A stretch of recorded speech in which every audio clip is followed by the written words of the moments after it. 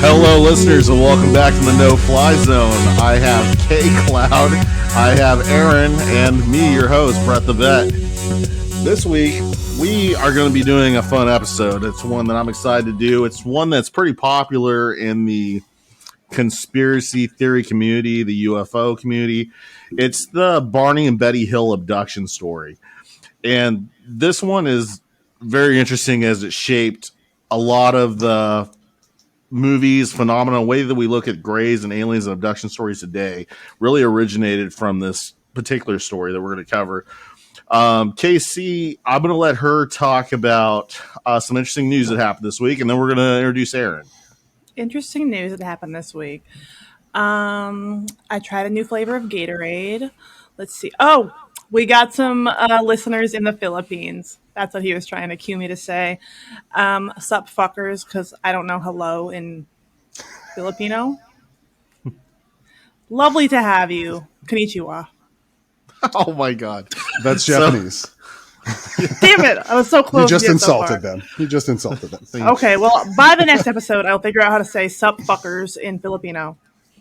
Maybe. So now we have Aaron, California dreaming, west of the Rockies. Aaron, tell us a little bit about yourself. What's up there, world of viewers that are out there? My name is Aaron. They also call me AA Ron, thanks to that fabulous sketch a few years back. It has stuck, so please feel free. It's all right. Out in California, here to talk about some aliens. Let's do this. Fuck yeah. We are finally talking about aliens, guys. I know it's taken us... We hinted a little at aliens on Skinwalker Ranch episodes, but we could never definitively focus on that yet. So this is our first official alien abduction episode. So happy to finally be here. So stoked 14 to be the alien 15 guy. episodes. Stoked. 14 or 15 episodes in, and we're now doing aliens. This is episode 18, I believe. 18, okay. So the introduction to our story here is Barney and Betty Hill were an American couple who claimed they were abducted by extraterrestrials in a rural portion of the state of New Hampshire from September 19th through the 20th of 1961. It was the first widely publicized report of an alien abduction in the United States.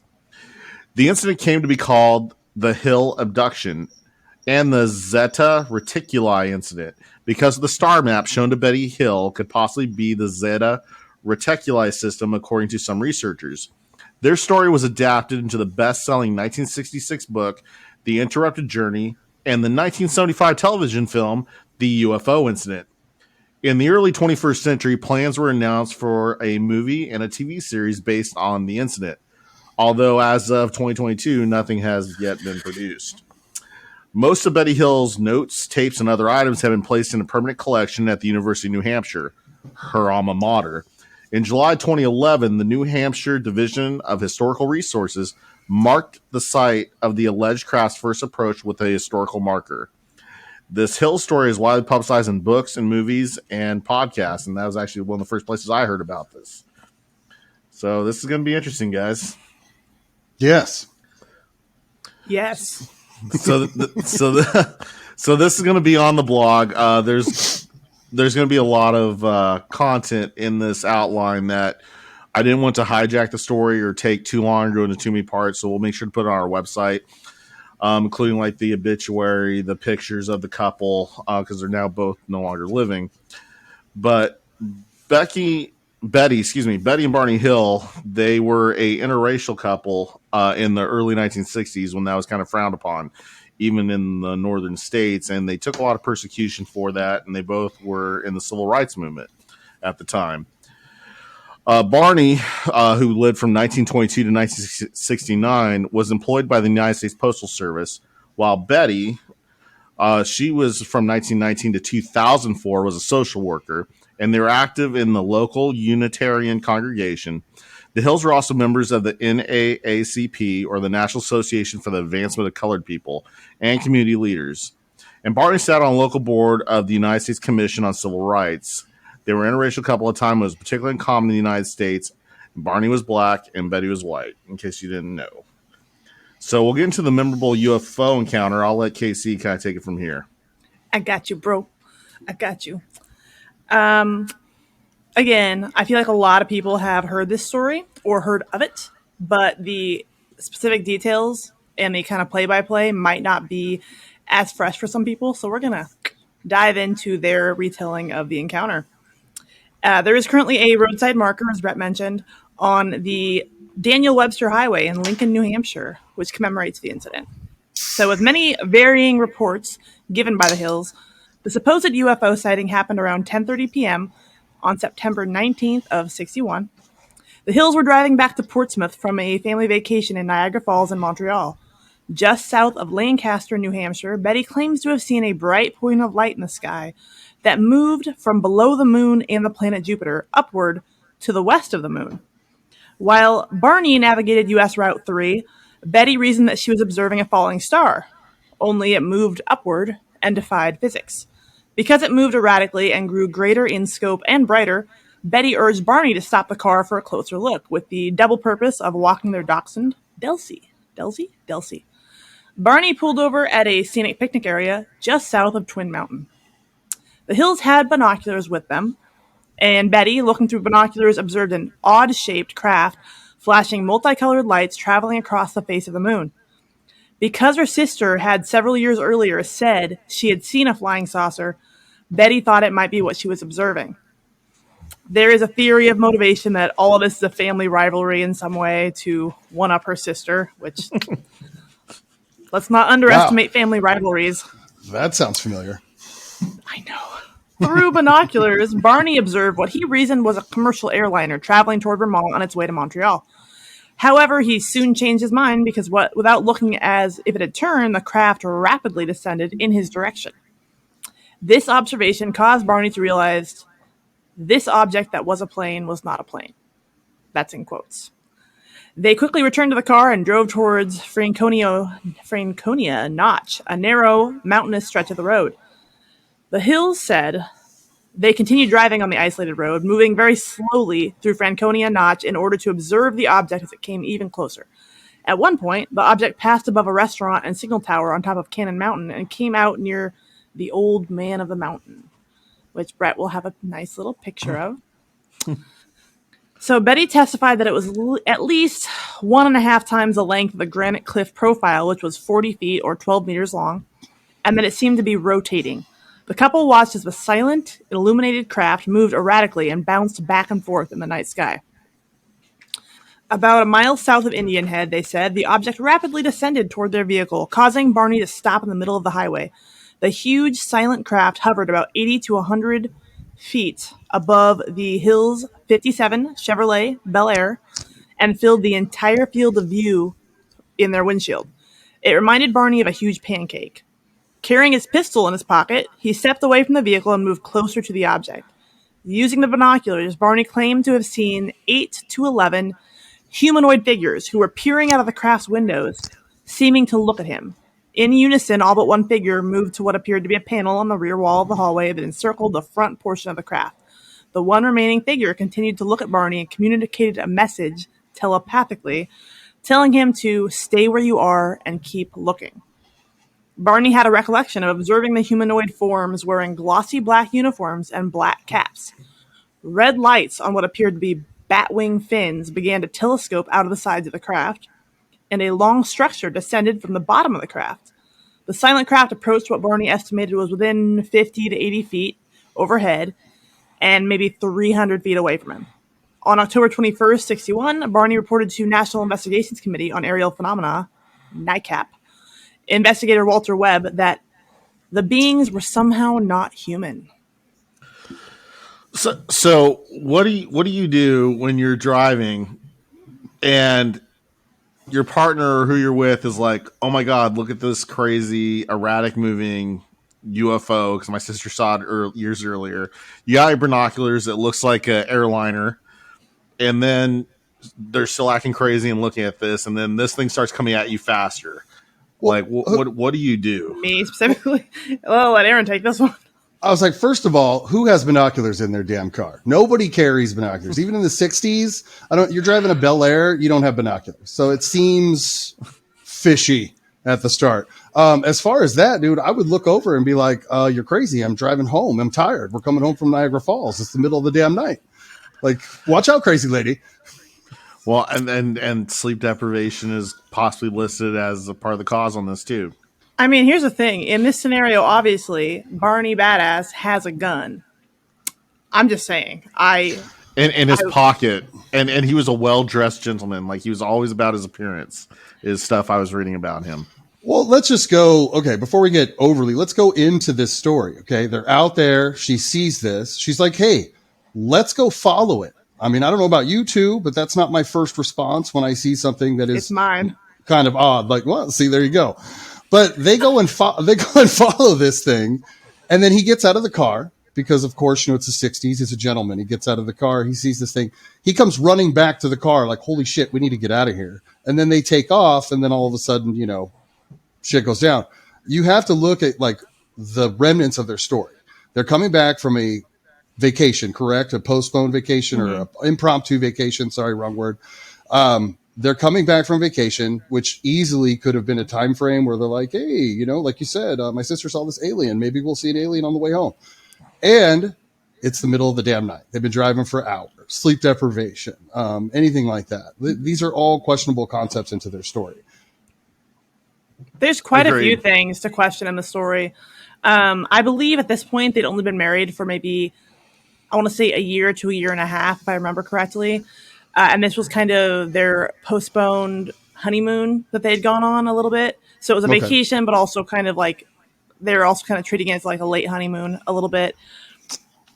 There's a lot of questions I have. I wish these guys were still alive to answer some of these things. Well, I'm sure there's a lot of answers out there from a lot of the information that's come this way. But, I mean, at the end of the day, it's just a little fishy. So it's a lot fishy. I agree. Absolutely.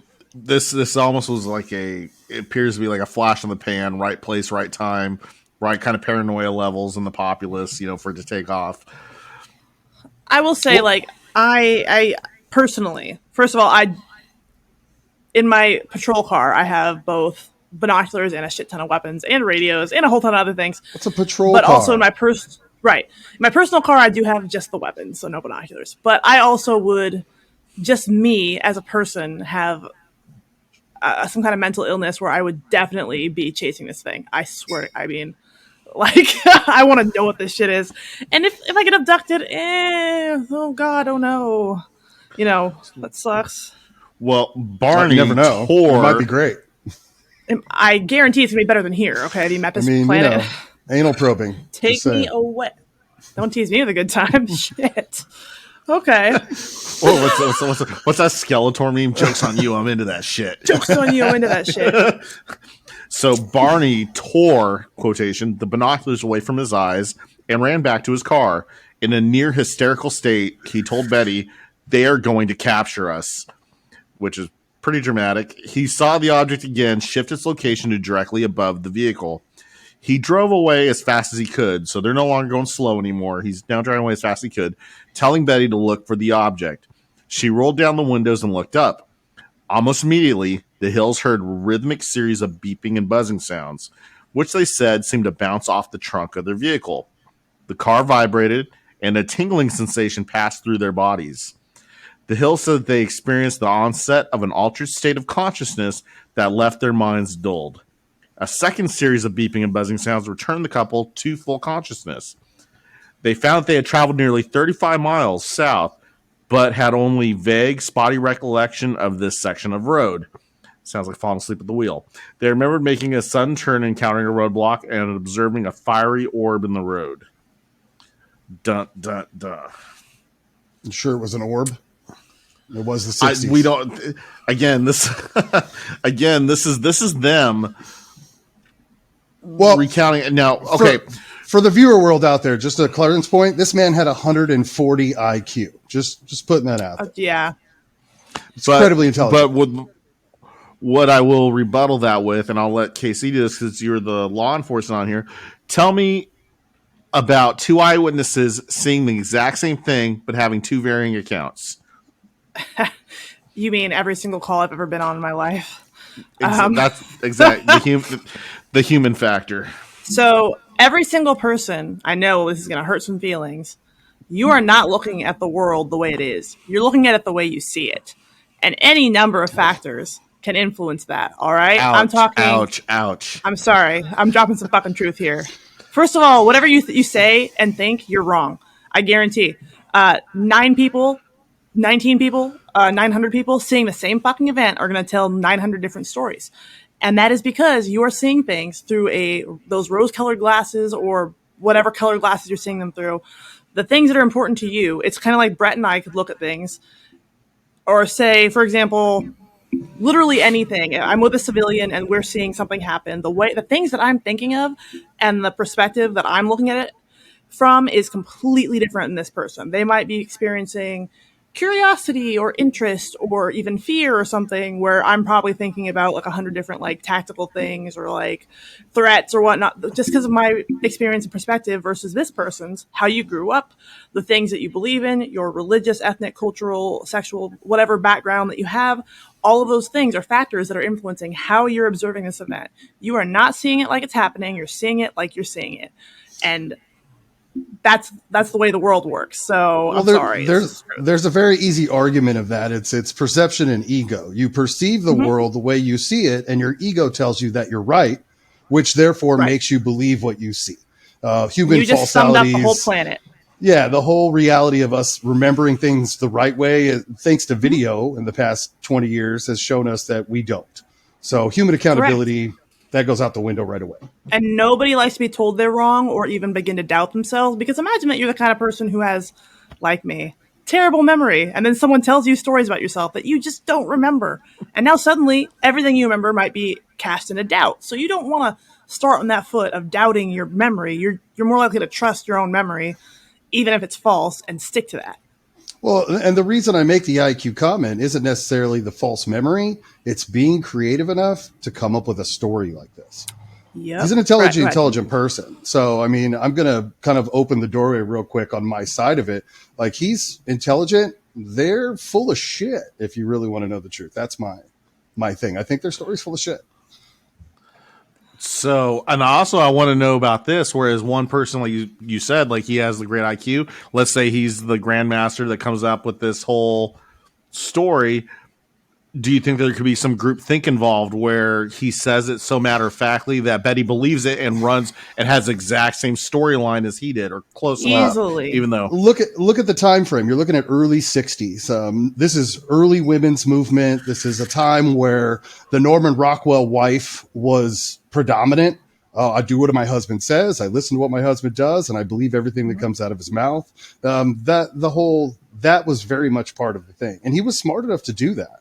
But I think it's more of the bigger picture, like, what are they drawing the attention to? Why were they trying to draw the attention in the first place? What are they covering up? I think there's more to it than alien. And I'm going to be honest with you. I'm a firm believer in aliens and alien abduction. I just think they're not accurate. Okay, I'm going to sort of ask for a tangent then, but not really. Is there a specific alien abduction story that you believe holds water? Like 100% valid? Ooh, wow. I should have done some studying on that one. No, I'm going to be honest with you. There are ones that are incredibly convincing. This two in particular, I truly believe that they might have been abducted by aliens. They told themselves that so much for so long. But as far as something real, I don't know. I mean, earlier on before the show, we were talking about, what's his name? Travis Walton. That guy was crazy. I'm a little more believable of his story than I am of the Hill story, you know. If the aliens are listening and you are abducting meth heads, I got a list for you. I got a list, guys. Hey. Well, and then KC, you had also floated, well, we'll probably go this through later as well, but you had floated that this could possibly even just be a trauma response. I will say, yeah. So since we're opening this door now, that is my overarching current theory. I'm getting into it. This is, I'm not going to say they're lying. I'm going to say they do what people often do, and the brain throws up defensive barriers on your behalf when you encounter a serious trauma. Given the time period that they were in and the persecution that they faced due to being an interracial couple, I do think it's very possible there could have been something involved where something traumatic and horrific did happen to them. And again, we talked about how Betty's sister saw a UFO, and these thoughts have already been in their heads. The information needed to construct this story is in the brain. The brain is not going to have to work hard to replace a traumatic event with a less traumatic but kind of fantastical story. It's the same thing that, like, I hate to say this, but, like, traumatized children, okay, will often have this fairy tale world or this fairy tale idea of something that happened. It wasn't what happened, but it's what their brain put in that place. It's a placeholder for the traumatic event that is much easier to cope with and fantastical in such a way that it's comforting because it couldn't really have happened, right? It's just a nice story. So to me, one of my theories, maybe my most prevalent theory, is that they were possibly the victims of some kind of either a hate crime or some kind of horrific crime. And the story that they came up with, their brains came up with, and they corroborated by feeding off each other, was this. And then we'll go in a little more. I'll go in a little more of the story right now to where we can add to that. Go ahead, Aaron. Real quick, just to be devil's advocate on that situation, what you're bringing across the table, these are two highly civil rights activists, very involved in that communal point. Would they want to cover up an incident that involves the same thing that they are literally putting out there in the world? As far as I don't think it's about what they want. I don't think it was a conscious thing. I really, I don't think it was a conscious thing. I think it's something their brains did for them. You're thinking their literally switch went off after the incident. Like, hey, we're going to go into this zone. Theory. And then he goes to his wife and says, yeah, this is what happened. And she goes, okay. Or one of them could have even said in that moment, in that aftermath, been like, what just happened? And whatever comes up next is going to solidify in the brain like cement. Whatever comes out of your mouth, sense. Like, what fuck? What just, like, they could be so traumatized, something so horrific, they could be shell shocked to the point where their brains are unable to cope. And one of them easily could have said, what just happened to us? And whatever the next person said could have slotted into the brain. The brain goes, yeah, that is what happened. You see what I'm saying? Later in Barney's regression session, that's going to lend a little more credence into going down the hate crime theory and kind of some justification for that. Not that it did happen, but just a theory where it's possible and makes some time frame, back roads. It's completely possible. It's very probable even. Oh man, there's so many good theories here. So we're going to continue telling their story a little bit more, and I definitely want to get back to debating the details of this, but I want to get all this out. So we're going to talk about the immediate aftermath, like you said. They had no memory of that road besides some vague notion of a roadblock of some kind. So the next thing they remember is essentially it's 2 hours later. I think that's key too, that they remembered a roadblock and then they remember figures outside their car. With figures outside the car in uniform. Like that just makes you think like there's something else. I feel like there's something else a little deeper. Continue. Yeah, sorry, plus, keep in mind this is the 60s, okay? And cops were kind of, in the 60s. Well, alien phenomenon in the 60s was also the same, like, kind of out there kind of crazy shit. Men in Black type stuff. Shit. Okay, so next thing I remember is 2 hours later. They're 35 miles south of Franconia Notch where they'd stopped with no idea how they got there. Delzy the dog was cowering under the seat. So arriving home at about dawn, the couple knew that they had some odd sensations and impulses they could not explain. Betty ensured their luggage be kept at the back door instead of the main residence. Their watches had also stopped working. Barney said that the leather strap for the binoculars was separated, though he could not remember it breaking. The toes on his best dress shoes were scuffed and scraped. Barney was well dressed and appearance was everything, and had always shined and had pristine shoes. Brett. From other research I was doing on this outline, that he was very particular about his suits and his shoes. Like he was almost obsessed with it. Like his hobby was having pristine shoes and a clean suit. So that's why it's kind of notice that these particular clothing and shoes were that scuffed up and beat up, just because how much he valued his appearance and clothing, especially since he had kind of an undercard being a African American at this time for him. And see, this comes down to what we're talking about individual perspective, because I'm reading this and everything I'm reading is basically confirmation bias for my theory. And I'm sure for people who really believe it was a legitimate abduction, everything that they're going to hear or read is going to be confirmation for their own theory. So So, because if it's scuffed or scraped, I'm imagining him like somebody on either side, like dragging him. Like you're being drug along or whatever. And then if we The cowering dog, the broken watch, the broken binoculars. I mean, there's so many things here.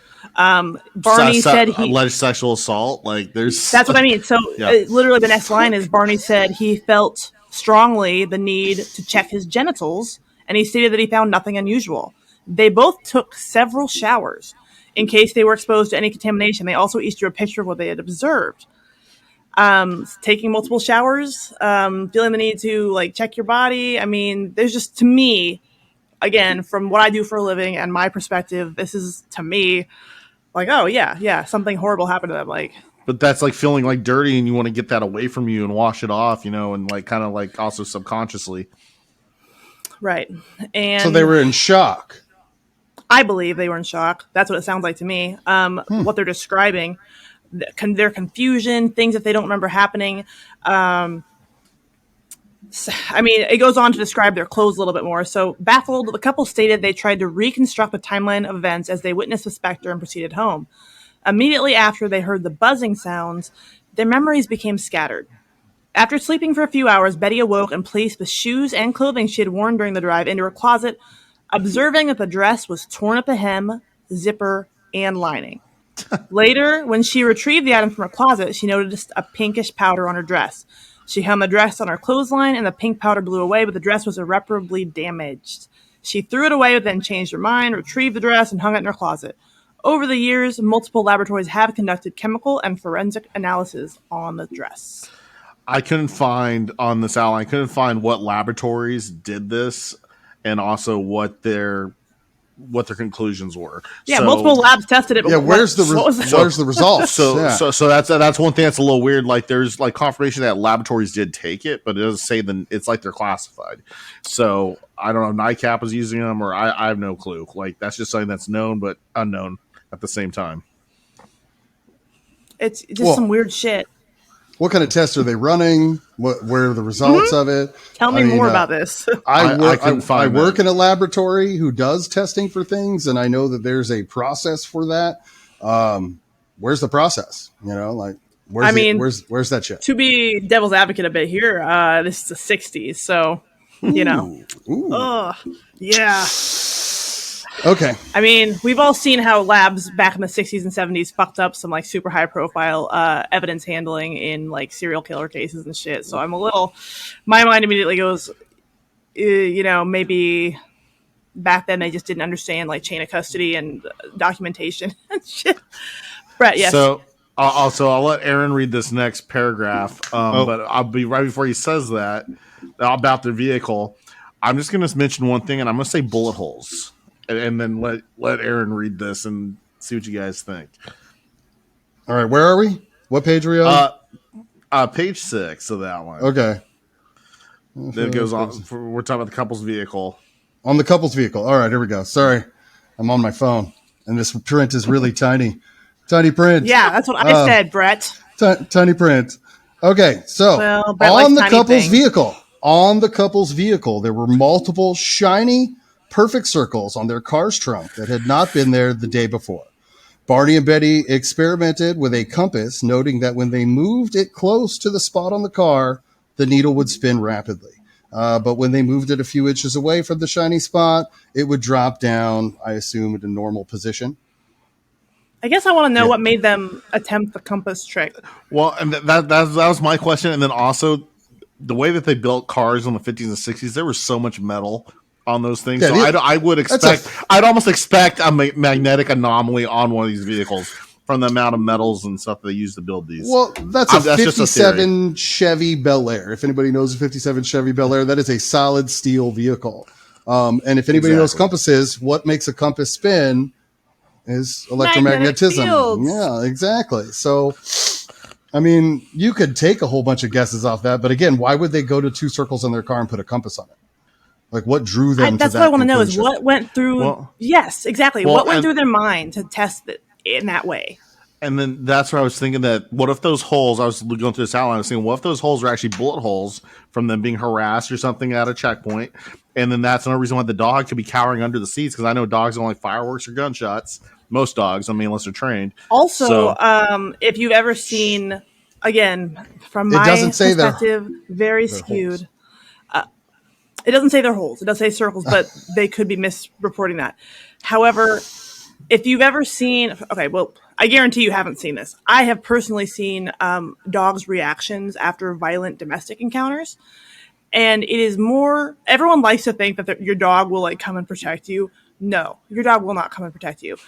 1 out of every 10 dogs will come and protect you. The other 9 will cower in a dark place and hide themselves exactly in this manner.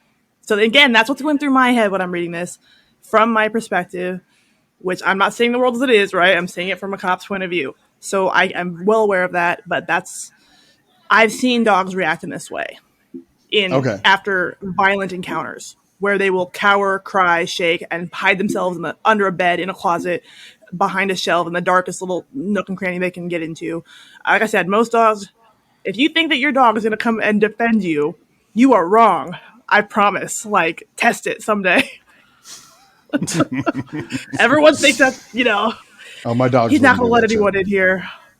No. So now we're getting the initial reports to the United States Air Force and NICAP.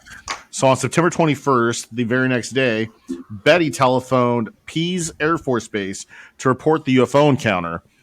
Though, for fear of being labeled crazy or insane, she left out some of the details. I wonder what other details got left out. On September 22nd, Major Paul W. Henderson telephoned the couple for a more in-depth interview. Henderson's report, which was dated September 26th, a few days later, determined that the Hills had probably misidentified the planet Jupiter. This was later changed to an optical condition, inversion, and insufficient data. And then it gives the report number. Yeah. Hello, weather balloon. The report, the government report, their intelligence information record, was forwarded to Project Blue Book, the United States Air Force's UFO research project. There were a myriad of options to explain away the supposed sighting by the Hills. So a few days later, the Air Force had all these different reasons why it wasn't what they saw. Like the Air Force does. Away. Which that was Project Blue Book's main purpose during this time. Yeah. Because the government is still trying to figure out what some of the stuff is. Yeah, swamp gas, weather balloons, whatever, the Jupiter and the sun. Yeah. Yeah, I hate it when I misidentify Jupiter. Man. The next few days after the encounter, Betty checked out a UFO book from the local library. It had been written by retired Marine Corps Major Donald E. Kehoe, who is also the head of NICAP, small world, a civilian UFO research group. Also on September 26th, a few days after the abduction, Betty wrote to Kehoe.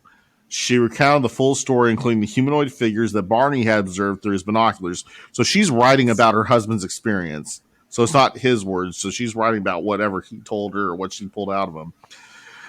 She was speaking on his side and giving descriptions she heard from him.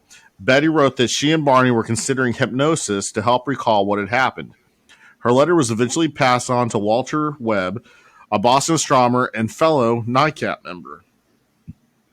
So, do you think that she was doing like the normal things post an event like this without the internet? And this to me sounds like somebody who truly believes, for whatever hoax, not real or not, I believe that she believes this happened at this point.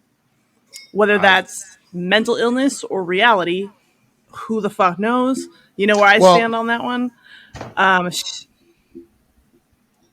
No, I have to kind of agree with you. I'm kind of agreeing with you to say that, yes, she probably does believe it. But we tapped on this earlier. It is the 60s. She's saying her husband's words.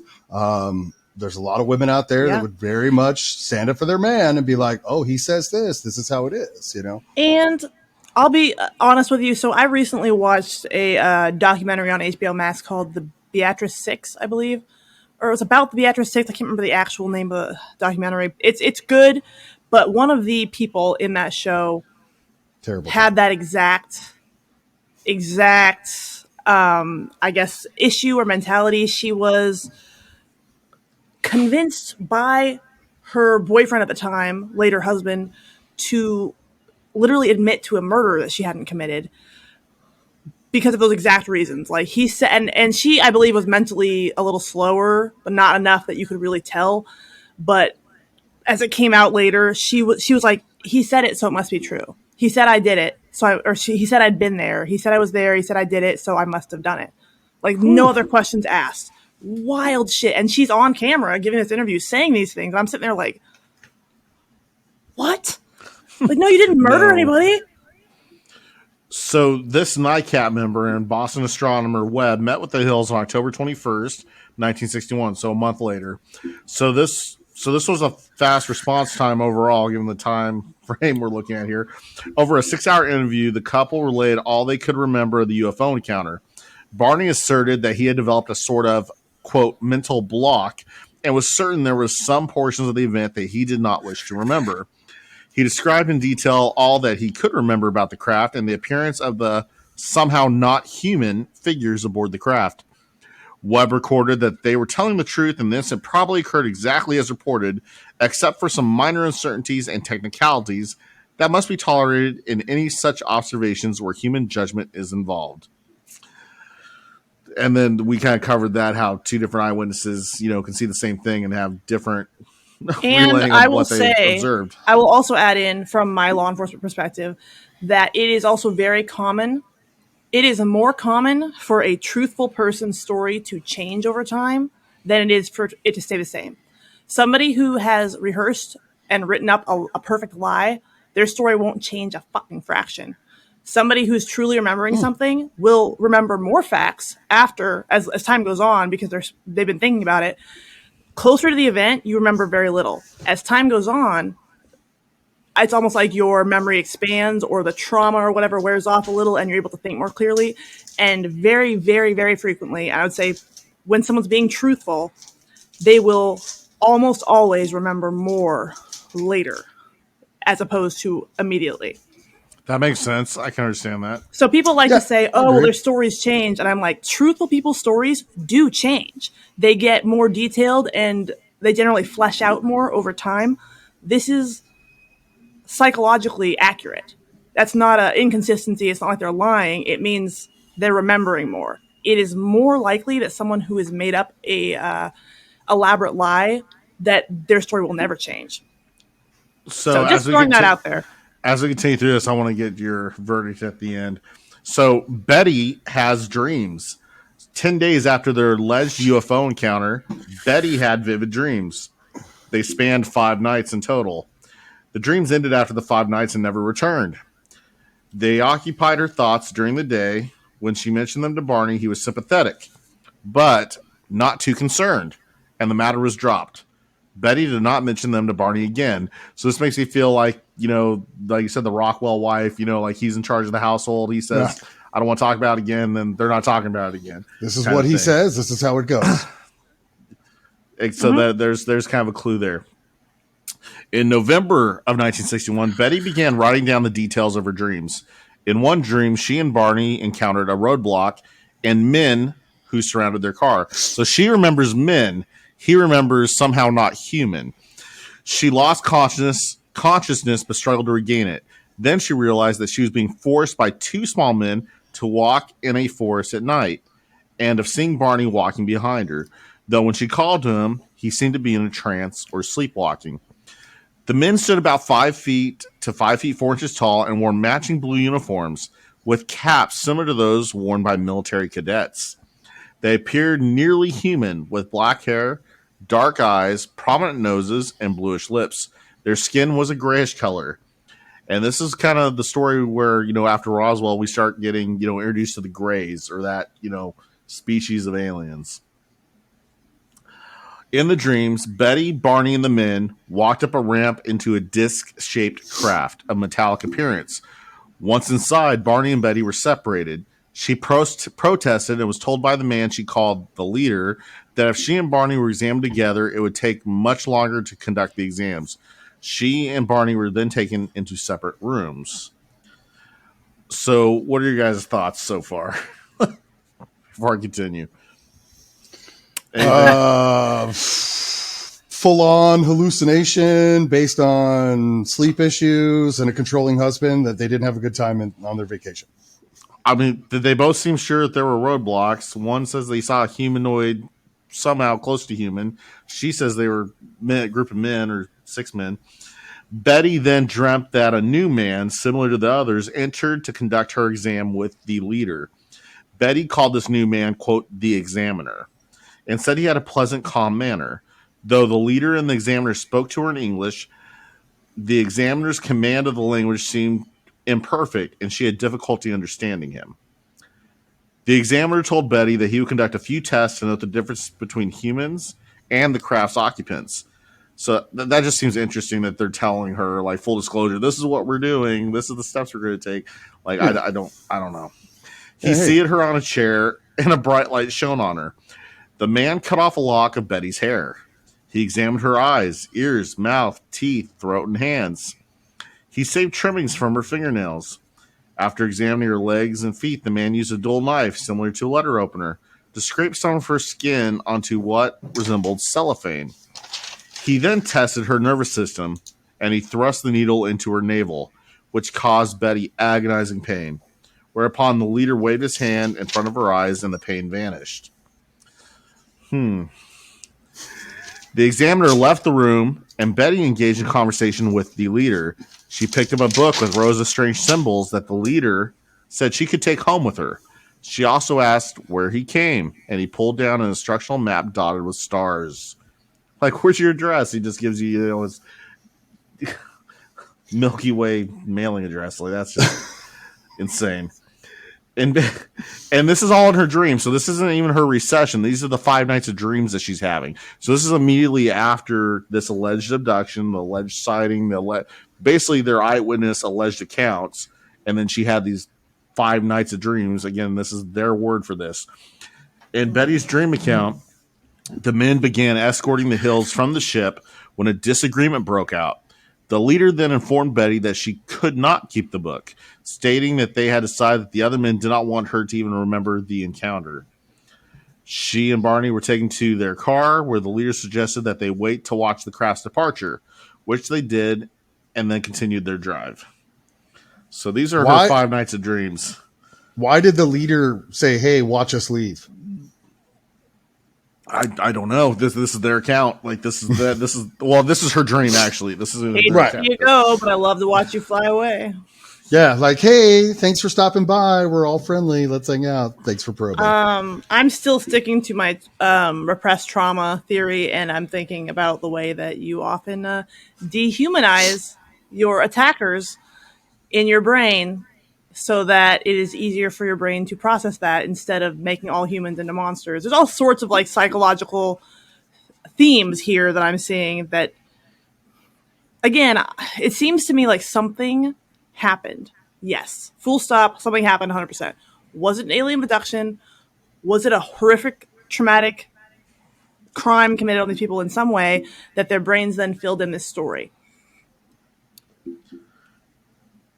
Possibly. It's a great theory. It is a great theory. It's very feasible, very probable.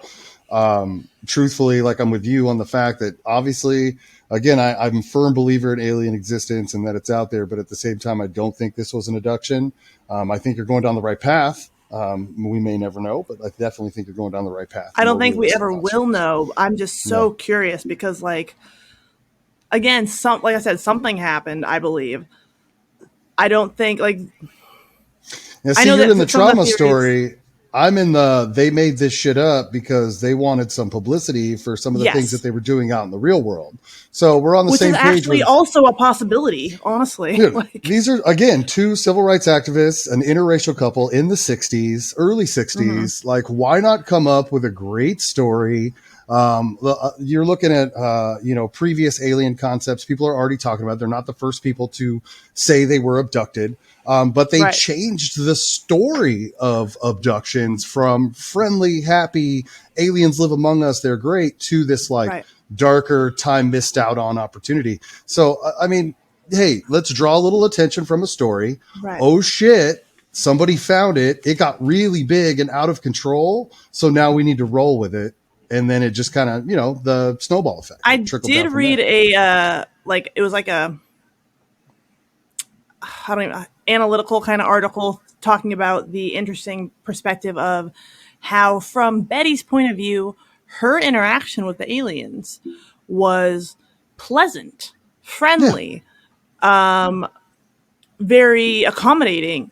She joked with them. They tried to give her presents. They showed her maps. Whereas Mr. Hill's interaction with the aliens was negative, very negative, hostile, unfriendly, stressful. So it's really interesting the way that two of them tell that part of the story differently, and their perspective again on it, how he had such a negative experience, whereas her experience, the way she relates it, is almost positive. Like, right. It's like racist aliens. Yeah. Something. Maybe. I know we haven't jumped to it yet, but we got enough racists here. his story in the hypnosis sessions was he had his eyes closed most of the time. He was in fear. He had incredibly high anxiety. He didn't want to have his eyes open. Right. So, I mean, like you said, it's not just different perspective. It's completely different emotional standpoints. Like shit, closing your eyes, just wanting to be over and get out of there. Like, yeah, it's like one guy on a roller coaster and another guy on a roller coaster. One dude's got his eyes closed, freaking the hell out, and the other one's got his arms in the air. Like, this is fucking great. So maybe she just was stoked about getting picked up by aliens, and he was like, oh, and that's what they were talking about. Yes. Is she was actually expressing excitement at the possibility of meeting alien life, like to her sister and stuff. Right. So this was already in her brain going to be a positive or a exciting encounter. Whereas I'm guaranteed Barney did not want to be there. Yeah. I mean, he also didn't want her to. Well, no, go ahead, Brett. I'm sorry. I was just saying because he would just end conversations or tell her they didn't want to talk about it anymore and they wouldn't talk about it. Well, let's look at the situation. He didn't want to lie about it. She loved the fact that she had a story to tell everybody. This isn't, back into my thing where I said they created this element for publicity. He didn't want anything. I don't think he wanted anything to do with it. I think he was like, my eyes were closed. I ain't seeing shit. I don't want to lie about it. I'm going to keep trucking on. And I think the anxiety of the lie got to him to a point that that's what caused his depression, his anxiety. Certainly she was like, a possibility. Let's ride the lie train. Let's be famous. Let's, hey, look at me. Well, so down that path, he's going the opposite where he's ride or die for her because she wants to have the story, and him also, even with his eyes closed, experiencing something of it validates her story, like to her sister or whoever, so by having him on board versus it's, her word versus, another person's word. So interesting because again, like we've mentioned, she has the dreams. So most of the details of a story, she tells the story. And that the hypnosis sessions occurred quite a while after the actual abduction. So they spent all this time talking about it, having the dreams, discussing their stories. I want to say it was 2 to 3 years. So it was 19. 3 years. Manifesting this. That's what I mean, is this has now become a staple of their existence and a shared, mutual, established memory between the two of them. Again, the brain works in some bizarre ways, and it is evolving and reconstructive. Your brain can build memories that maybe did not happen or replace certain events that were not kind of coded or saved to the file, if you will. Replace those with something, with a manufactured something, whether it's real or not, what have you. So it could be that this story is primarily her story. Although it's interesting to note the details of a story, he takes kind of the aggressive role as far as getting out of the car to go approach the craft, but it's still her story. You see what I'm saying? Well, and the aggressive role is super feasible. The aggressive role is super feasible. It's the time frame. My man goes out there and bees man. Yeah. Mm-hmm. Sorry, Brett. Go ahead. Oh no, I was agreeing. But Casey, I'll have you go into the missing time portion. Absolutely. So let's. There's so much more to this, guys. Obviously, this story comes out. Everyone wants to find out more, wants to do some digging. So on November 25th of 1961, the Hills were again interviewed at length by NICAP members, this time C.D. Jackson and Robert E. Homan. Having read Webb's initial report, Jackson and Homan had many questions for the Hills. One of their main questions was about the length of the trip. Although the Hills had noted that they had arrived home later than expected or anticipated, the 178-mile drive should last nearly 4 hours. They did not realize that they had arrived home 7 hours after the departure from Colebrook. When Holman and Jackson noted this discrepancy to the Hills, the couple had no explanation. So this is a pretty common phenomena that ufologists call missing time. The Hills claimed to recall almost nothing on the 35 miles of U.S. Route 3 between Lincoln/Indian Head and Ashland. Both claimed to recall an image of a fiery orb sitting on the ground. Betty and Barney reasoned that it must have been the moon, but Holman and Jackson informed them that the moon had set earlier in the evening. The subject of hypnosis comes up, and it's decided that it should be carried out in order to recover previously irretrievable memories. Barney was apprehensive, but thought it might help Betty put to rest what Barney described as the nonsense about her dreams. So he thought she was the more unrealistic one. That's telling. I know. It's just so much Interesting. Psychologically to unpack. I'm like, because in my mind, I'm still trying to figure out who the leading member of this couple is as far as the memories go. Like, who is telling the story and who is accepting the story kind of thing. Like, who's the leader, who's the follower? It feels like it switches back and forth for me. Like, originally I was kind of on the path where Aaron was, where, you know, the Norman Rockwell housewife kind of just agreeing with the husband. Now it seems to me the other way around, whereas maybe he was the one accepting her version of events. I liked Brett's response there, though. Who's the leader? Who's the follower? Or more appropriately, who's the leader? Who's the examiner? Aha. I see that. I see what you did there.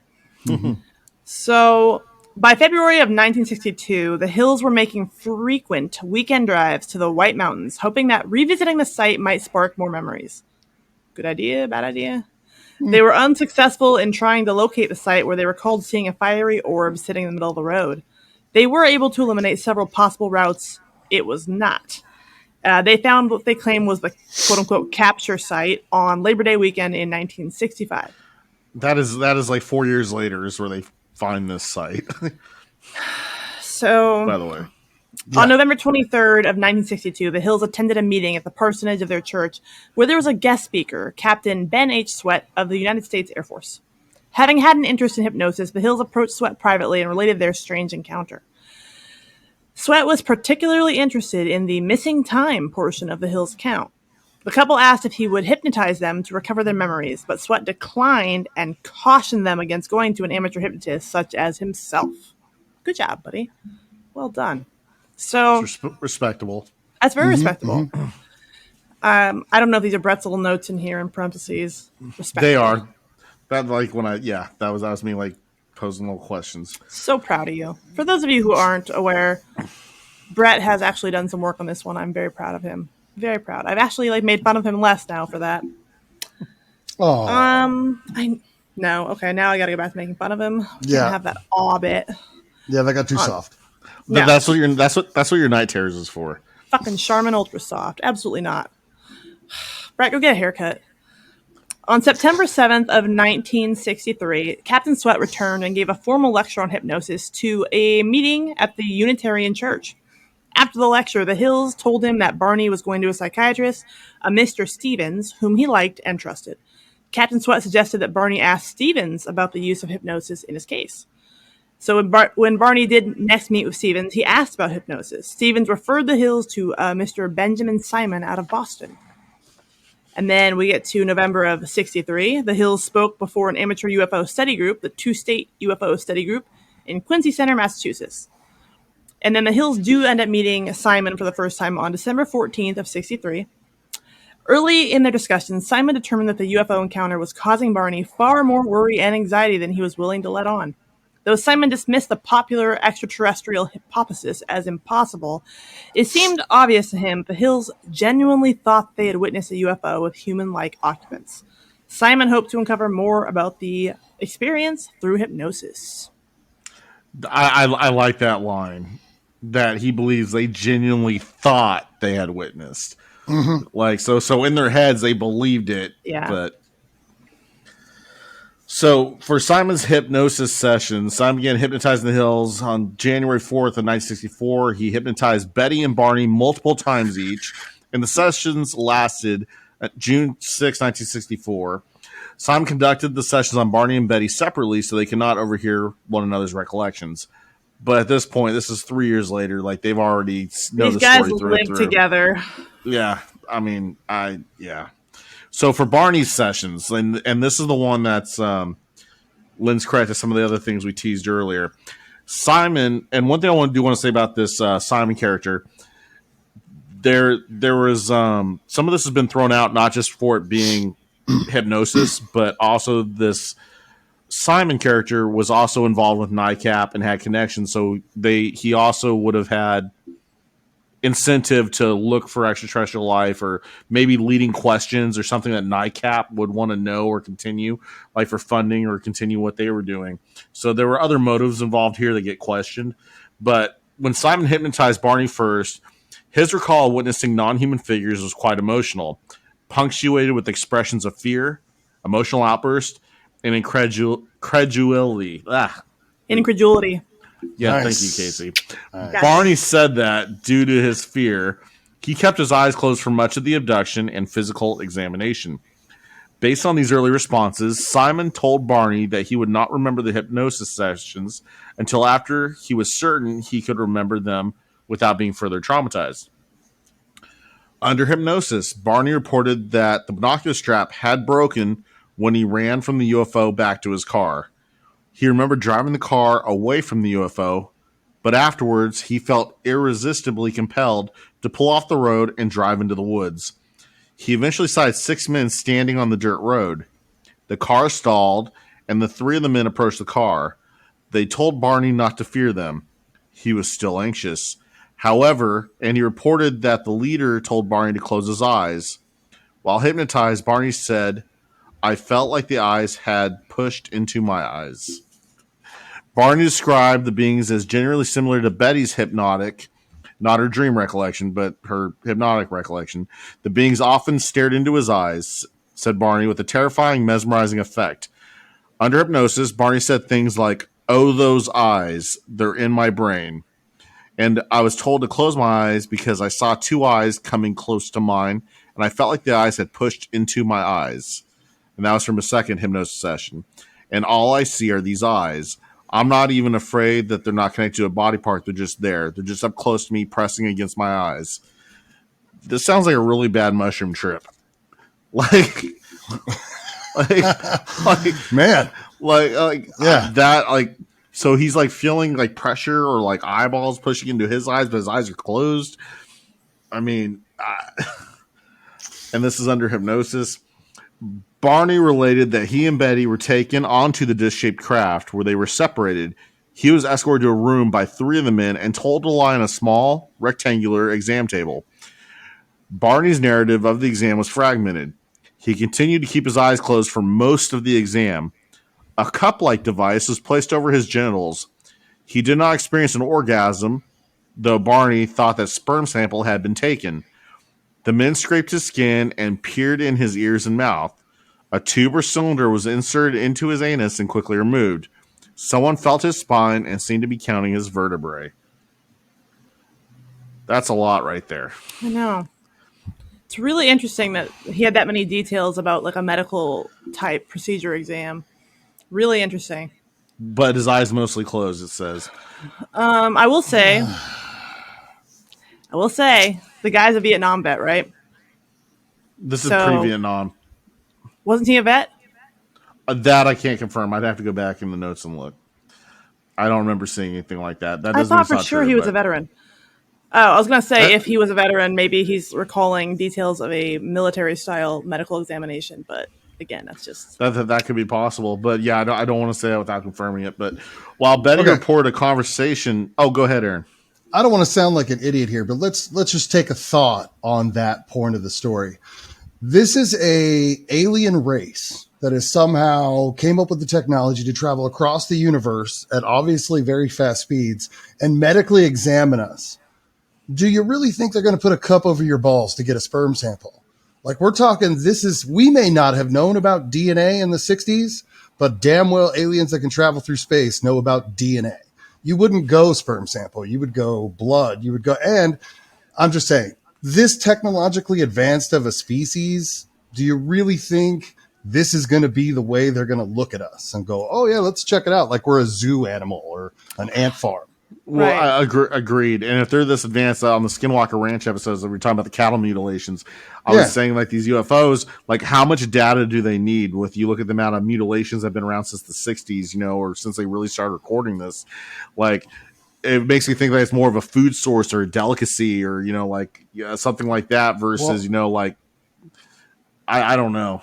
I got to go a lot with that too, because I'm saying like even Carl Sagan talked about it throughout his time. I mean, about that, you know, like if these beings are so technologically advanced, like why would they do what they're doing? Why would this be how they're like, oh, let's check out the human beings? Unless they're, like you said, we're a delicacy, or in my random conspiracy theories of the world, we are just a real world television show for the rest of the universe. They're just watching us It's like Rick and laughing. Yeah. Oh, full on. Yeah. Laughing at us, you know, interdimensional cable And there's- shit. Like, There's an alien laugh track over it. Like, oh yeah. They're like, look at fucking these guys out here fucking polluting their planet. All right. Great job.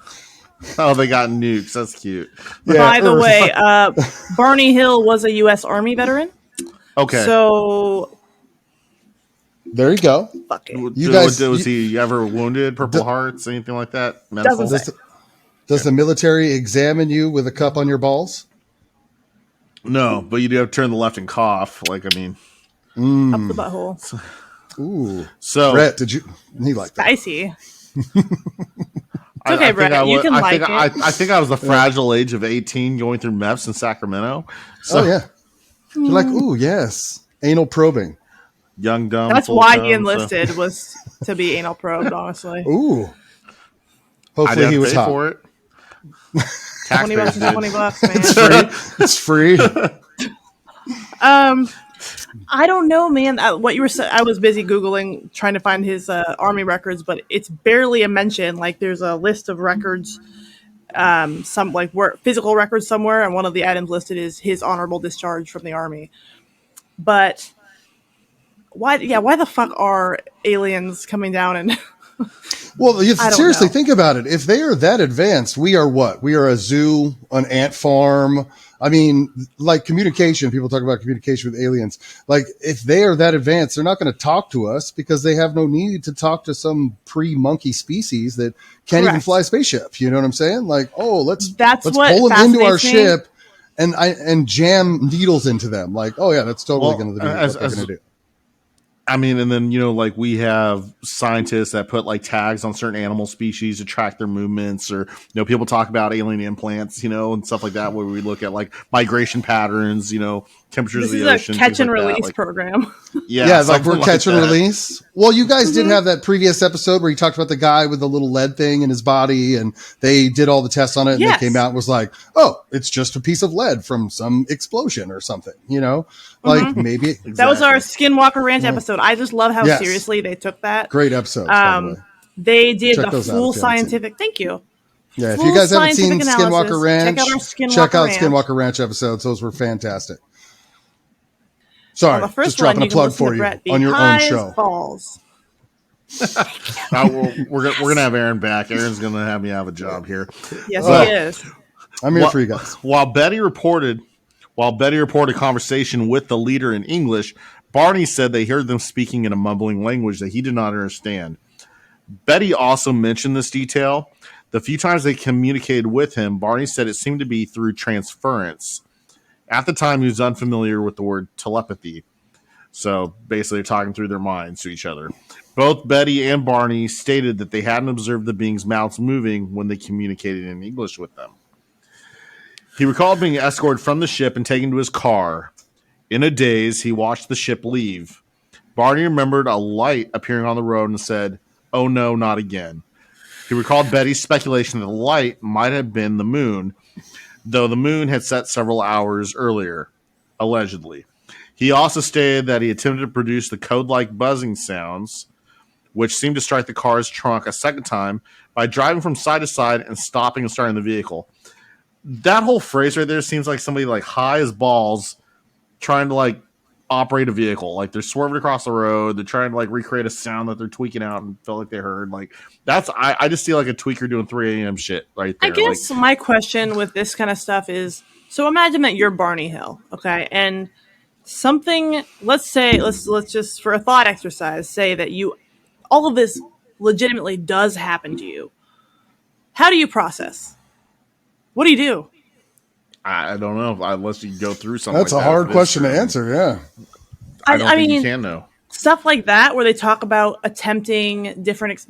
I can relate to that. The attempting to replicate the sounds, attempting to things with a compass, shit. That's kind of shit that I would do to try to like find some kind of either physical evidence, because I would require, in order for me to believe that this happened to me, I would require physical evidence outside of my own brain, not just Now, my memory. But at the same time, if you just burn your hand on a stove, you're not going to go touch the stove again. Like, I mean, but if I've you just got went through a a traumatic fucking burn. experience, okay, true. You know what I mean? But I've got the fucking burn. But my point being, you're going through a traumatic experience. It wasn't great for Barney. Why would you want to maybe start that up again where, it could happen again? Like, you don't know. Like, already, you're in the twilight zone at this point. Right. But I mean, again, that's, I guess, the difference between our mindsets is regardless of psychological trauma, I would need to have a definitive answer for my peace of mind. Did this happen or did it not? Is my brain making shit up? Am I fucking losing my mind? For example, like I have tinnitus really bad from previous work injuries. And I had a time last year where the tinnitus got so bad for like 3 days that I felt like a fucking crazy human. I was, first of all, a mean bitch. God, I was mean to everybody. Couldn't hear anyone. I was yelling at everybody because I couldn't hear. I felt like I was physically losing my mind. So I could imagine that feeling, which thankfully didn't last for more than a couple days, but that was long enough. In a situation like this, the feeling of losing your mind and having to know what's going on to the point where it doesn't even matter if it's traumatizing or difficult or painful, you gotta know. But again, there's certain types of people who would rather not know. See what I'm saying? As avoidance versus confrontation, I guess. Which either way, that's the question neither one is right or you wrong. don't want to know the answer to. Right. And I want the answer whether or not it's a good answer. Me as a human, compulsively need to know. I would need to know for myself. I would need my hand burned to see the burn, right? The truth is out there. So in contrast, Casey, let's look at Betty's sessions and see how those compare to her husband's hypnosis. So we're going to talk about her sessions versus Barney's. Love that name, Barney. I'm all ears. Keep thinking it's a I'm all typo. ears. All ears, yes. I'm all ears for Betty sessions. So here's the crazy one. All right, so under hypnosis, Betty's account was similar to her 5 dreams about the UFO abduction, with some notable differences, mainly pertaining to her capture and release. Also, the technology on the craft was different. The short men differed significantly in physical appearance, and the sequential order of the abduction differed. Barney's and Betty's memories in hypnotic regression were, however, consistent with one another. Betty exhibited considerable emotional distress when recounting her capture and examination, whereas Simon ended one session early because of tear overflow. Simon gave Betty the post-hypnotic suggestion that she could sketch a copy of the star map that she later described as a three-dimensional projection, similar to a hologram. Though the map she saw had many stars, she drew only those that stood out in her memory. Her map consisted of 12 prominent stars connected by lines, and 3 lesser ones that formed a distinctive triangle. She said she was told the stars connected by solid lines formed trade routes, whereas dashed lines were to less traveled stars. And we have a map of that here. We'll make sure to have it up for the blog. It's a very crude drawing, vaguely phallic in nature. Yes. There's an eruption going on. There is a eruption. I mean, trade routes. Yeah. That's what we're calling it. The kids are calling it these days. So, again, the caption for this is that she famously drew the star map from memory in 1964 under psychoanalysis. The map supposedly showed the sky as seen from a planet orbiting the star Zetta Reticuli, from which the alien abductors had arrived. So, under repeated hypnosis, they independently revealed what had supposedly happened. The two stories agreed in considerable detail, although neither Betty nor Barney was privy to what the other had said under hypnosis until much later. Under hypnosis, they stated that they had been taken separately aboard the craft, treated well by the occupants, rather as humans might treat experimental animals, and then Oh, released after zoo. having been given the hypnotic suggestion that they would remember nothing of that particular experience. The method of their release supposedly accounted for the amnesia, which was apparently broken only by counter hypnosis. Well, for our listeners and our viewers, uh, there is a lot about this star map and that we're going to have in the blog. And we're kind of brushing over this a little bit because we didn't want this to hijack the episode because it's Oh, it that will, deep of a too. rabbit hole. It Yeah. will. Yeah. So we'll have that information on our website and the blog. And long story short, this went through several different experts' hands and universities, and it actually did have a match that we'll have in there. But that match, they think Bullshit. is possibly by chance because of how large our universe is. Sorry, that excuse this me. pattern Sorry. will be found at some point. So there's some that say it's legit. There's some that says it was luck. There's some that says that it's completely false, and we'll have all that information for you. Oh, yeah. So Simon's conclusions at the end of this. After the hypnosis session, Simon speculated that Barney's recollection of the UFO encounter was possibly a fantasy inspired by Betty's dreams. Simon thought it was most reasonable and consistent explanation. Barney, of course, rejected this idea, noting that while their memories were consistent in some regards, there were also portions of both their narratives that were unique to each. Barney was now ready to accept that they had been abducted by the occupants of a UFO, though we never embraced it as fully as Betty did. That's an interesting line there. Though the Hills and Simon disagreed about the cause of their distress, they all concurred that the hypnosis sessions were effective. The Hills were no longer tormented by abduction anxiety. What are your guys' thoughts on that? I'm seeing that little guy from Fantasy Island. The UFO boss, the UFO. Like, come on. Come on. It's funny because people like to use the hypnosis sessions as proof that it happened because, of course, under hypnosis, you're going to tell the truth, right? Not necessarily. You're literally, even yeah. Simon says that this is a fantasy constructed by Barney. So it doesn't matter whether you made it up or not. Whether your brain made it up or not, your brain believes it. So hypnosis can access things that your brain has maybe accepted or come to fixate on, as clearly these guys have been fixating on this story for years at this point. Especially Betty has been fixating like crazy on this. She's fully accepting and believing in this.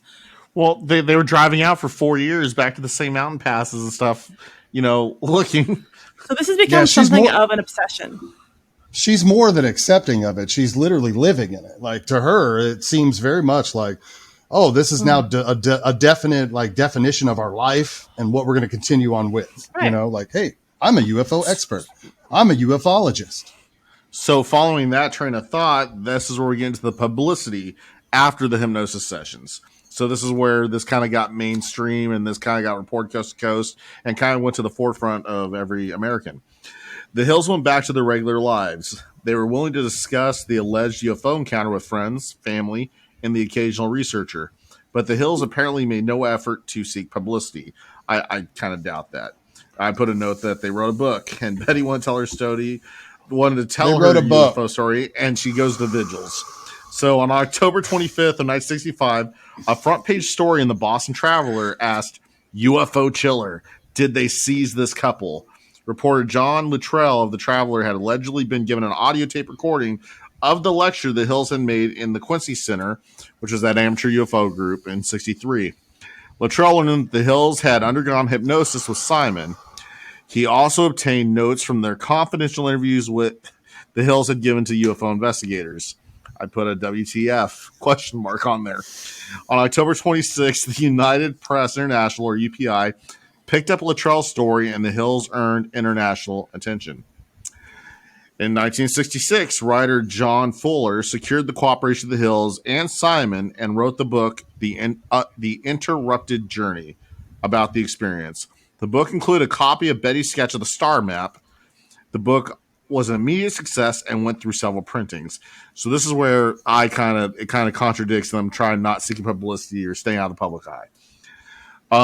Barney died pretty young of a cerebral hemorrhage on February 25th, 1969, at the age of 46. Betty went on to become a celebrity in the UFO community. She died of cancer on October of 2004 at the age of 85, never remarrying. And before the show, we talked about him dying young. I think Aaron, or maybe it was UKC, one of you guys had thoughts about his early death. I believe that the brain hemorrhage is pretty telling.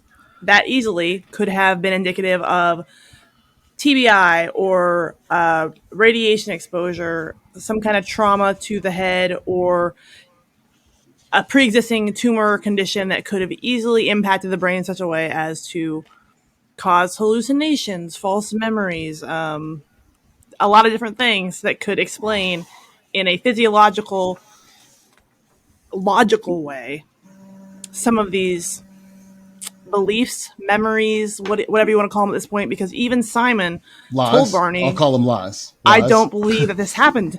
I think that you are accepting and kind of absorbing your wife's fantasy at this point. And he didn't want to accept that. So again, and then it comes down to, so first of all, did it happen? Is it real? If it's not real, did they believe it happened? Or are they straight up making it up? Those are the kind of forks in the road we have to go down as we examine our theories on this. So, yeah, I mean, we can do that. With the next session is going to be rebutting the Hills. So I'll probably let Aaron take this one because he's calling it lies. This is lies. These next couple paragraphs are going to be kind of the case against the Hills, why it's bullshit.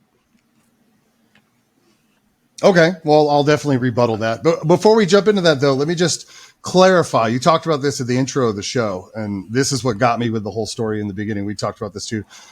Whether this is true or not, this story was the first of the factual, big, blown out of, oh my God, alien abduction stories that caught the world's attention. And everything in our alien... I kept calling it alien theology earlier, but I realized I was wrong using that definition. But ideology? You may not be wrong. Yeah, the ideology of this concept and the aliens and the way... You know what? Let's stick with theology. Yeah, it does work, doesn't it? It does work, right? It does work. Hide your kids, hide your wife. But just the whole point in how we look at everything, from the movies, the comics, everything that we see in this alien world, even... many stories of other people being abducted by aliens, many alien stories down the road. They all have micro pieces of this story involved in them. The gray men thing is probably the biggest with the big eyes. The silver disc thing. I mean, even Independence Day used the silver discs. They were just massive, you know? So that, on that note, we'll move on. I'm sorry, go ahead and move on. But yeah, whether it was a true or lie, it has affected society for the past 60 years and our beliefs. You're absolutely correct. I was just reminiscing and loving Bill Pullman as president. So he would have been a good president. Hell yeah, we like Bill Pullman. Yes, he would. So psychiatrists later suggested that the supposed abduction was a hallucination brought on by the stress of being an interracial couple in the early 1960s United States. Betty discounted the suggestion, noting her relationship with Barney was happy, and their interracial marriage caused no notable problems with their friends or family. As noted in the Interrupted Journey, Simon thought that the Hills' marital status had nothing to do with the UFO encounter. Jim McDonald, who is a resident of the area in which the Hills claim to have been abducted, has produced a detailed analysis of their journey, which concludes that the episode was provoked by their misperceiving an aircraft warning beacon on Cannon Mountain as a UFO. McDonald notes that from the road the Hills took, the beacon appears and disappears at exactly the same time the Hills described the UFO as appearing and disappearing. Throw in some hallucinogenics and right. So the remainder of the after honeymoon exhaustion, you know what I'm saying? Gotta do what you gotta do to keep it up, man. So the remainder of the experience is ascribed to stress, sleep deprivation, and false memories recovered under hypnosis. After reading McDonald's Recreation, UFO expert Robert Schaefer writes that the Hills are the poster children for not driving when sleep deprived. McDonald's article focuses primarily on the couple's observations of the light in the sky and the timing of the journey, discounting the Hills' accounts of close encounters south of Cannon Mountain as recovered memories. So, Skeptical Inquirer. Did you really put an Inquirer article in here?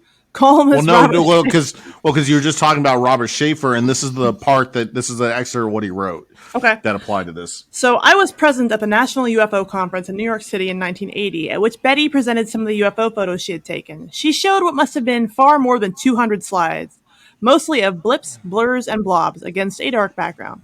These were supposed to be UFOs coming in close, chasing her car, landing, etc. After her talk had exceeded about twice its allotted time, Betty was literally jeered off the stage by what had been at first a sympathetic audience. This incident, witnessed by many of ufology's leaders and top activists, removed any lingering doubts about Betty's credibility. She had none.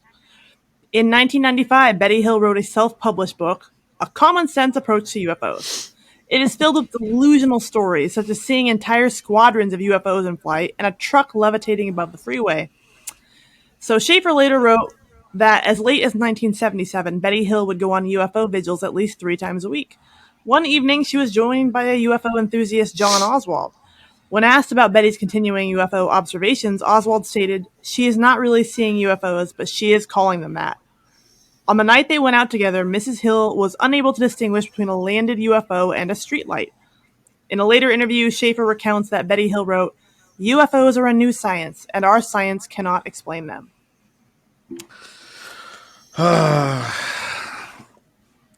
There's a lot to get into there. So much. Where to start? Well, let's start with her age. I mean, 90s. She's older at this point. I mean, come on. You're going to lose even me saying that they're filled with lies. You're going to lose credibility as you get older because you get older. That's what age does. Well, and I'm going to come out right now. I know because I know you guys are probably going to have longer explanations than me. This is what I think. I think that the husband was following the wife's lead. I think they did have a traumatic experience in the woods, being like a roadblock by multiple men, and this was an excuse or a way to cover up. So there was twofold. They were able to cover up a hate crime or like the shame that was brought upon them, and then also she was able to one up her sister for like basically until the rest of her life. So there's like a twofold thing here. And I think that's also why his shoes were scuffed or whatever. I mean, like, I think like if these UFOs are so advanced and they're levitating you and all this stuff, like her dress or her clothing was allegedly, damaged and taken for laboratories. Right. His shoes and stuff were scuffed up like he was dragged. He felt, we said earlier, they felt compelled to check their genitals, or he felt compelled to check his genitals, or they're thinking they extracted semen from him without being, aroused. Which that could also be a mental state. Like, there's just a lot there. And then it's just, I think he followed her lead, and it made more sense to go with that than to admit, basically a hate crime and sexual assault right on the husband, leader of the family. And this was, again, during a time period when people were a little more apt to believe these things, I feel. As opposed to now when, of course, people are much more skeptical and logical because we recognize that a lot of this shit is fake. I mean, people were it feels like in these couple decades, people would quickly believe kind of whatever was fed to them. I don't know what it was, maybe a kind of a trusting thing that was developed in humanity at this point. It's kind of like they loved the government and trusted the government and were super patriotic, and it was all this like propaganda and shit. It was kind of the same thing with stuff like this. A lot of people believe this shit was real and therefore are less likely to question things, and then it kind of seeps into your mind and becomes part of your belief system because, I mean, you start off either believing it's real or not. If you believe it's real, then anything is possible after that. Well, there's that theology part that Aaron brought up. It is. Yeah.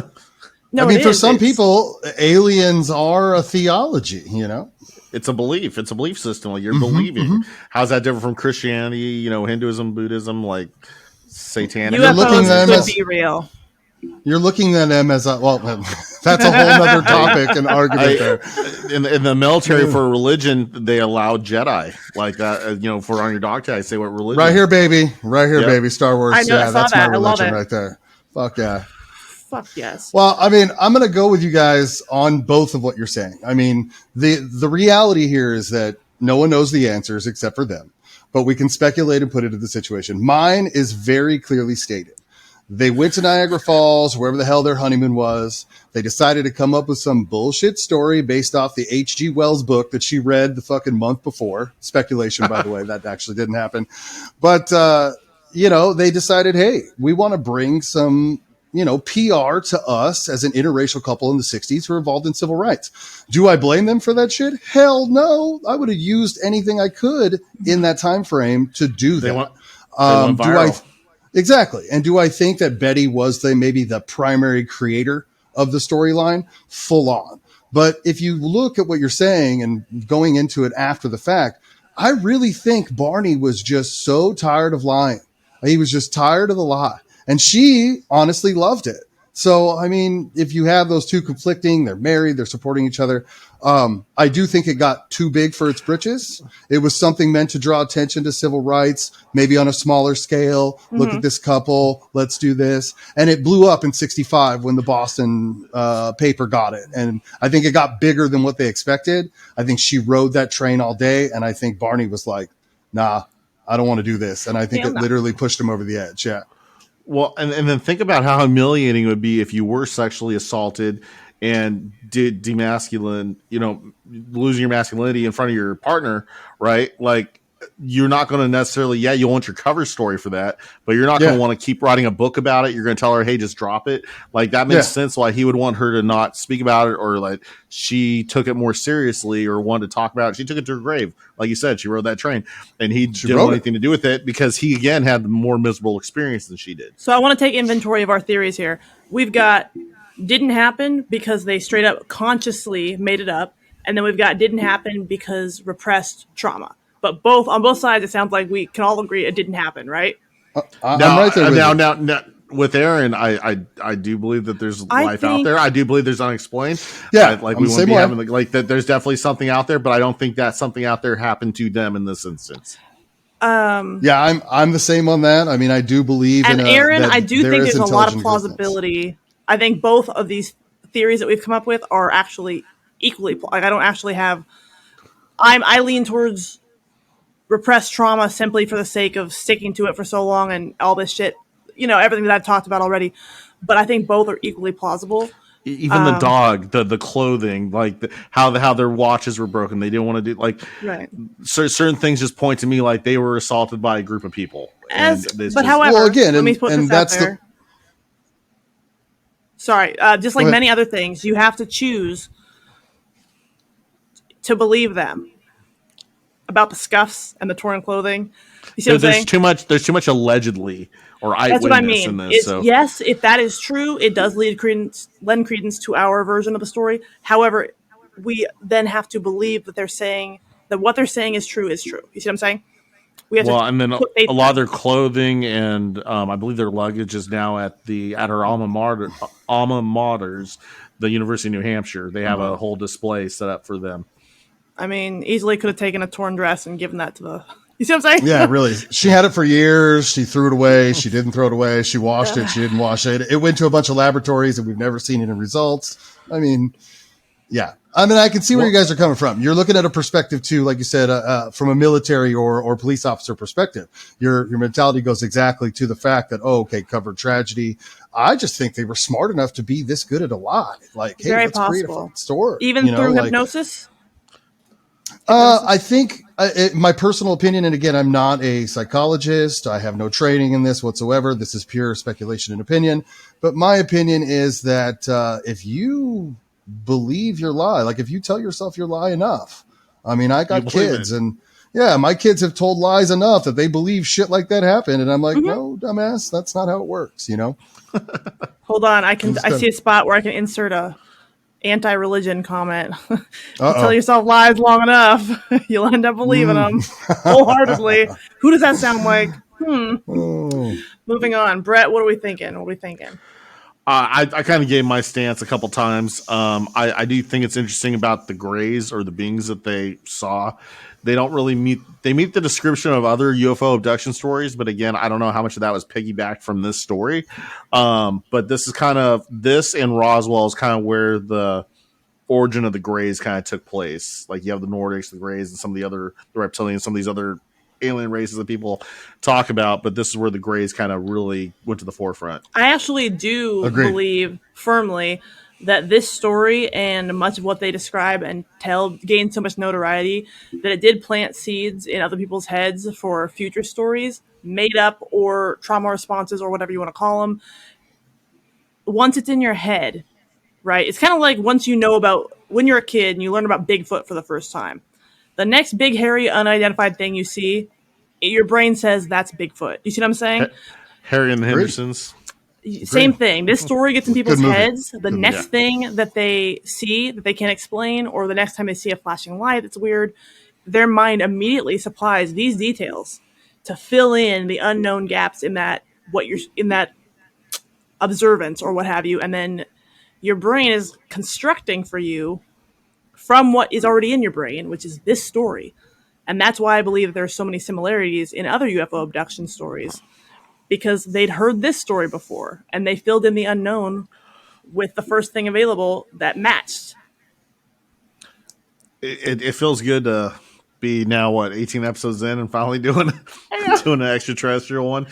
And then we call them liars. Me too. I don't believe it. I'm gonna. Well, and see, that's the thing. Like, I'm with you guys on the whole. Like, I believe in all that shit. I think there's life out there. You just got to look at it at the big perspective. If there is, we're an ant farm compared to their level of intelligence. I'm from the H.P. Lovecraft thinking that we are so insignificant and pointless. Like, we're naive to think that we're the only ones out there. And there definitely is something much bigger and badder and cosmic horror, like, out in the universe.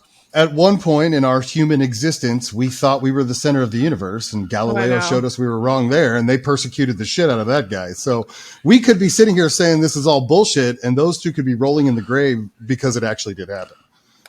I work with some people who still think they're the center of the universe and can't be told otherwise. But what I would like for you guys to do is bring me your flat earther. I know. Never mind. Sorry, wrong topic. I love staring at Brad. That's another episode where I will present some arguments. I'm not saying they're right, but I'm saying there is questions. I'm gonna hurt your laugh at all of them. Yeah. Okay. I'm gonna hurt your fucking feelings, Brett. If you come into that episode with your tinfoil hat on, the gloves are coming off, bro. Well, out there to the viewers, by the way, obviously the three of us are on the same page for the most part, with some definitionary concepts that, are a little different, but for the most part, we're on the same page. Those out there watching this, obviously you have a comment section. I personally, since I'm on this episode as your guest, would love to hear some comments on what you guys think out there in this world and what Bret the Vet and K Cloud are getting down on. And we're going to we can actually put on Spotify, I believe that we can put a polling question on there too. So we'll make fact or fiction, boys and girls. Like, do you think this shit's real? Do you think it's not? Now, real quick though, you got to say, wow, they changed society in the alien worlds with one fucking story. Two people changed a whole multiple generations of what could have been. This was very ultimate cool. Clickbait. Still very cool. Very cool. Ultimate. If you ever feel like you're insignificant, just know that you too could make up a story about being probed by tiny gray men and be remembered for that for the rest of your life. Just so you know, it's not impossible. You could also be, I don't know, Brett could come up with being probed by something and probably enjoying it. And, Brett's got some pretty good stories that are true, though, so I don't think he needs to really worry about that shit. Truth is stranger than fiction sometimes. I don't believe that Brett has the cumulative brain cells to make things up. That's why he's so precious, so innocent, so high. Gullible, God. Hashtag save the Greyhounds. Okay, I was young, and if there was an issue with Greyhounds, I think we were children. We were like 8. I was like 8 or 9. You told me Greyhounds are going extinct, and I got really worried and worked up about this, like an animal rights activist, which is if something's happening to the Greyhounds, we need to stand up and do something about this. And so I was just an innocent, nice 9-year-old, and I had an evil, 8-year-old sister. So cared about dogs, That's You're welcome. Okay. You're welcome, Brett. I've made so you stronger. I am still the hero in the story. Are you though? Are you though? Let's not lose context. The Greyhounds still need saving, guys. So this seems like a good time to announce that we do have a few little fun T-shirts and things available on our shop, on our website. They are from Zazzle, so they might take a little while to get to you, but you can get a graphic that I designed for Brett. called, Save the Greyhounds. It's got our retro colors on it, little 80s throwback, little synth wave going on. And I did work hard on that, just so you're aware. I work very hard to commit to my jokes. So she even made a iPhone cover for me. I did. And so if you guys have any requests for something you'd like to see in our little shop, I can just go and throw the design on there. These Headbands. hats are gonna. Yeah. Oh, yes. Headbands. Yes. Good idea. I mean, come on. Like, for those of you who know Bret in real life, like, headbands are a thing. All you guys out there who know him, like, it's the shit. It's not a bad thing. It's a hilariously great, wonderful thing that is just part of Bret's identity. You got to go with the headband. And the Bret the Vet, not Bret Hart. So I was thinking more Terry Hulk Hogan, like the head. Hell yeah, brother. Okay, so we're gonna have Aaron back because he's been like amazing. Awesome. We're talking night terrors. Well, I hope you guys out there like me. So, I mean, whatever I come back for, all you viewers out there, hopefully you enjoyed my guest appearance. I would love to be on Night Terrors, by the way. I think you ladies could use a little man's perspective. Little testosterone. Let me phrase real quick. Not mansplaining for all you haters out there. Man-sided. That's all. Man-sided. And we do, to this day, from our CERN episode, we do have one episode that is good episode, or one reel or story that's still circulating on Facebook, and this one has gotten the most trolls and terrible people on the internet. Oh my God. It's amazing. Like we love it. So I think we haven't responded to any. We're just watching the zoo. I guess some people in the world still don't understand the concept of sarcasm at all, which is fucking hilarious to me. Because I'm probably the most sarcastic human I've ever met. I've never met someone who could out sarcasm me. But I may need to start adding little warnings when I make a joke now. Yeah, Aaron, you're welcome to try. I would love to see you try. Just saying. But I may need to give a sarcasm warning from now on because people clearly don't understand the concept at all. Pretty funny. But I just like that our numbers are going up. So, yeah, keep on hating, you little bitches. And also, you can come fight me anytime. I enjoyed the CERT episodes. I'm sure if you guys have some haters out there, they're just trolling their ways. But the CERT episodes, they check them out, guys. Another good episode, CERT episodes. What was it, Casey? We need more than a kindergartner's understanding of science. Yes, we need a higher, above kindergarten level knowledge of science. And I'm like, don't overestimate me, buddy. First of all, no, I will not. You can sit here and talk for an hour about the science of, the Hadron Collider, or you can actually have an episode that, talks about what's actually right. And for those of you who are mad about our little 10-second reel that you didn't, just go watch the episode. You're going to be shocked because I'm actually. It was good. They were good. Thank you. So we're definitely going to have Aaron back because he likes us, which is weird. And he has a good radio voice, which I hate him for that because I don't have a good radio voice, but I wish I did. Ooh, I want to do your guys' intro.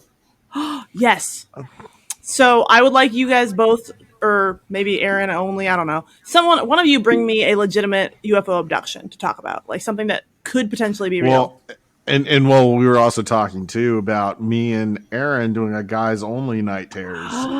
So where we come back swinging out against the ladies on something. So I've got a lot to defend my honor. I've got a lot of topics out there too. So any of you guys out there in this universe, if you got any topic ideas, I've got a few myself that I haven't discussed with Bret yet, but we'll go. Oh, I'm so excited about this. Yes. And his internet has stayed constant the whole time, which is a pretty much only requirement for guests. Good job. Go mobile hotspots and Fuck yeah. Okay. On that note, Aaron, you want to take us away? Okay, yeah. So thank you once again, everybody, for watching the No Fly Zone. That's right, the No Fly Zone with Bret the Vet and K Cloud. Stay tuned. Come back again. Our next episode, I might be here, I might not be here. That's up to them, but they will be here, and they're going to talk to you about things that you probably don't give a fuck about.